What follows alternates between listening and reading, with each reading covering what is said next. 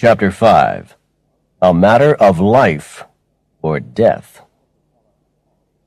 Metropolitan Hospital is only 3 blocks downtown on First Avenue. Stella ran on ahead, and I hurried after her. I was completely out of breath when I arrived. Outside the main entrance was a collection of various NYPD vehicles and a fire department truck with a ladder. Barriers had been set up around the base of the building, with signs that read, "Police line, do not cross." High up on the top of the building, sitting on the edge of the roof, I could make out a figure. It was Jose. If he jumped, there was no way he'd survive. Among the police vehicles was a large blue van marked Tactical Response Unit. That's police language, which translated means a negotiation team.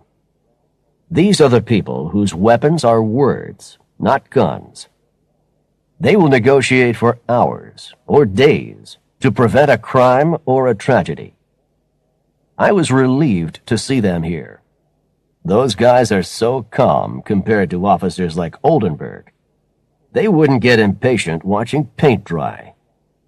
If it takes 48 hours to prevent a potential death by talking to the guy, hour after hour, they'll do it. Persuasion, not force, is their philosophy. Oldenburg was waiting for us outside the entrance. Marley, he began, this is kind of embarrassing. I cut him off. Embarrassing? It's a disaster. How on earth did my client end up on the roof? I demanded. I thought you had him under 24-hour guard. What's been going on here? Is this another example of NYPD inefficiency? As we hurried through the hospital corridors, Oldenburg raised his hands in apology. I can't offer any excuses. Your client had been taken to an operating room. The police officer was told that De La Cruz was unconscious, so he decided to take an unofficial break outside. The medical team had to leave De La Cruz temporarily while they attended to a more urgent case. During that time, he must have regained consciousness, panicked, and gone up to the roof. An elevator took us up to the top floor. We were taken through a door marked "No Entry." At the foot of the stairs to the roof, Dr. Erickson was waiting. She looked nervous and anxious. Mr. Marley and Ms. Delgado, thank God you're here. My patient needs people he knows and trusts. You know he should be in the operating room. He was being prepared for surgery before escaping, wearing only a surgical gown. He's seriously ill. I'm not trying to be dramatic, but this is a matter of life or death. Thanks, Doctor. I understand your concern, I said. One more thing, Mr. Marley. There are some curious bruise marks on Mr. De La Cruz's neck, like someone had gripped him violently. He couldn't have received injuries like that in a car crash. The doctor put her fingers and thumb around her throat to demonstrate. I told Captain Oldenburg, but he didn't seem to take any notice. I don't like that man's attitude. Me neither, I replied. Thanks for telling me. It could be very important. We climbed the stairs to the roof. Outside, the wind was bitterly cold. A woman was sitting on a low wall a few yards away from Jose. Detective Valdez from the negotiation team. Jose was sitting on the wall, wrapped up in a blanket from the operating room, with one leg hanging over the edge. Stella and I cautiously made our way along the roof. I don't like heights, especially when the only protection from a fatal drop is a knee-high wall. We sat down beside her. Mr. Marley and Ms. Delgado, she said in a whisper with her face turned away from Jose. I'm very relieved to see you here. The more people there are around that Jose knows and trusts, the more likely we are to talk him off the roof. Just keep your distance from him until he's ready to speak to you. Jose knows us as Nat and Stella. Are there any other officers up here? I asked. No. I tried to get more in position, but Jose noticed them and started to panic. So I insisted on just one officer, and here I am, Valdez explained. In situations like this, you never know whether a suicide threat is a desperate call for help or if it's the real thing. It's a situation where nobody can take chances. The consequences could be disastrous. Detective Valdez continued with the routine that has saved countless lives in this city. The technique was to establish a relationship and gain trust. Jose, you know who I am now. I just want to talk, she said. No response from Jose. He put the blanket over his head, so his face was hidden from view. I just want to know if you're listening. Raise a hand if you're listening to me, she asked. Jose briefly raised his right hand. She continued in the same smooth, calm voice. I've got some friends of yours here, Stella and Nat. They're worried about you. Do you want to speak to them? Again, no response. Detective Valdez didn't give up. Jose, just listen. You know these people. They're trying to help you.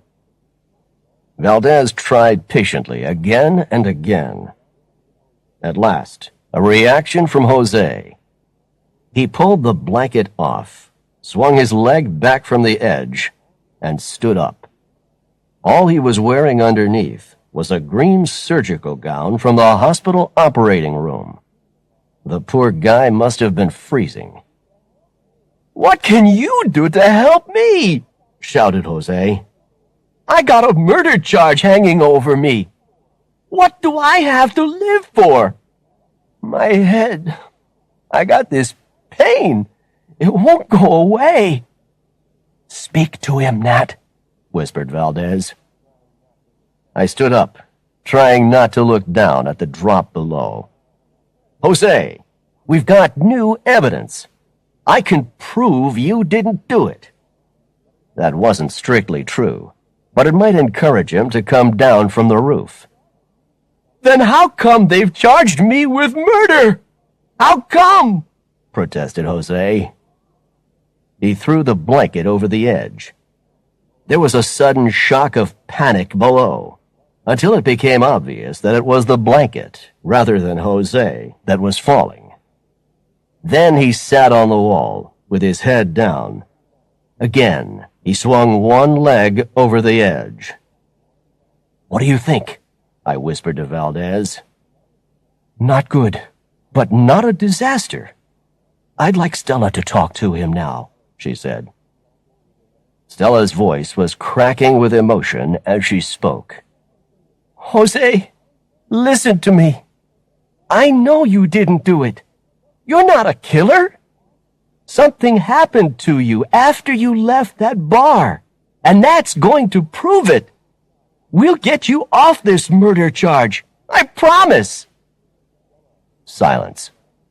Stella appealed to him again. Jose responded at last. What do you have to promise with? Now there was a change in his behavior. Words were coming slowly, as if speech involved a major physical and mental effort. I don't know. I'm finished. My head. What's happening? Asked Stella.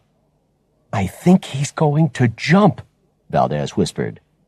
But I don't want to frighten him with any sudden movements. Nat, get ready to grab him. But don't move until I say now. Jose's body began to tremble violently.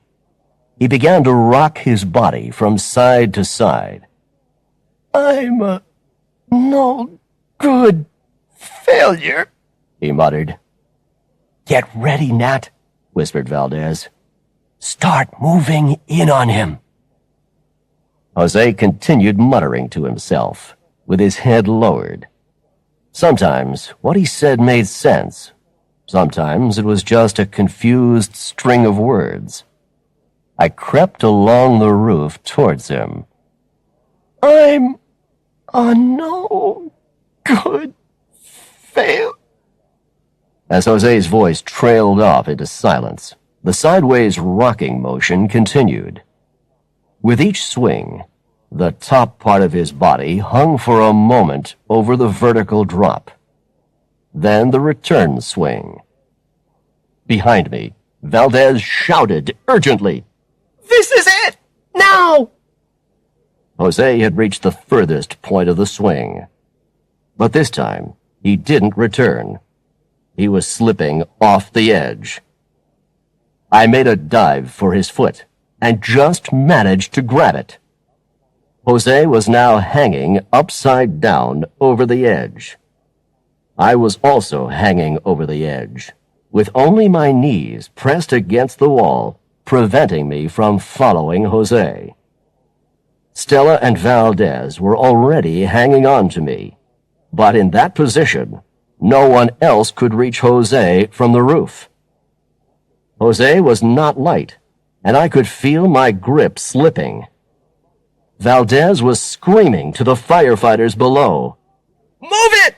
Get that ladder up here before we have a fatality! I concentrated all my efforts on keeping my arm locked around his foot. Jose swung in space over the drop. I could feel my muscles aching and weakening. Then, out of the corner of my eye, I noticed the ladder swinging around. At the top of the ladder, there was a firefighter who took Jose's unconscious body into his powerful arms and swung him over his shoulder. As Jose was brought down to safety, a medical team on the ground was waiting to take him straight to the operating room. I pushed myself back from the edge and collapsed behind the safety of the wall. I opened my eyes to see Stella kneeling beside me. Nat, are you okay? She asked. You were wonderful. Thanks. I'm all right. Just let me lie here.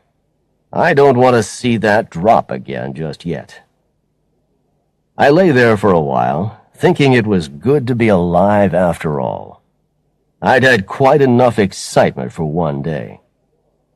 Nat, you're a hero, said Valdez. Well, if I'm a hero, so are you. You read all the signs that he was going to jump. Anyway, let's get down to the operating room and see what's happening. We were informed that Dr. Erickson was already operating on Jose. The brain surgery was a delicate procedure which would take hours. There was also a high element of risk. Jose had already put himself in danger by escaping from the operating room. The added stress could only have done further damage. Stella decided to stay at the hospital and wait for news. As I left, she was calling her mother. A better option for me was home, food, beer, TV, and relaxation.